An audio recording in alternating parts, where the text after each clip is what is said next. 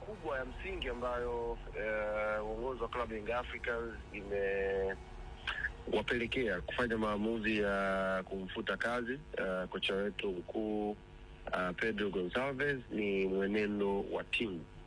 Uongozi umefanya tathmini yake kushirikiana na benchi hilo la ufundi na tukajiridhisha pasina shaka yoyote kwamba mwenendo wa timu hauridhishi.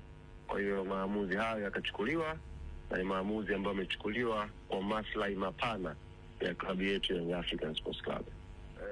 Neno mwenendo wa timu haliishii tu kwenye statistic za kuongoza ligi, statistic za magoli ya kufunga au kufungwa.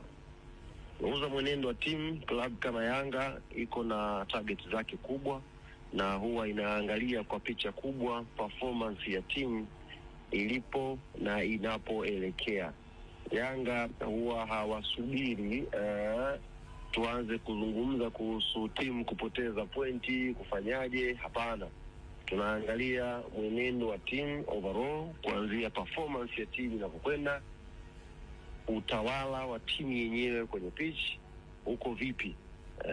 Baada ya kufanya tathmini hiyo, unaanza kugundua kama kiongozi kwamba kuna kitu hakiko sawa tactically na we need to change it immediately. Kwa hiyo tathmini imefanyika ya kina na haya ni maamuzi sahihi ambayo uongozi umeyachukua kwa maslahi mapana ya klabu yetu. Hatutakuwa tayari au hatuko tayari kusubiri timu ipoteze mchezo alafu ndo tuseme tumegundua shida. Viongozi wazuri, viongozi imara huwa wana uwezo wa kuwa proactive, kuangalia tatizo linaanzia wapi kabla tatizo lenyewe halijafika. Kwa hiyo issue sio statistics kama ambazo umesema wewe za kuongoza ligi, kufunga magoli na nini.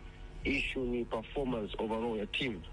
Bado hairidhishi, performance ambayo inakupa viashiria kwamba muda sio mrefu kwa performance hii tungeweza kudondosha alama.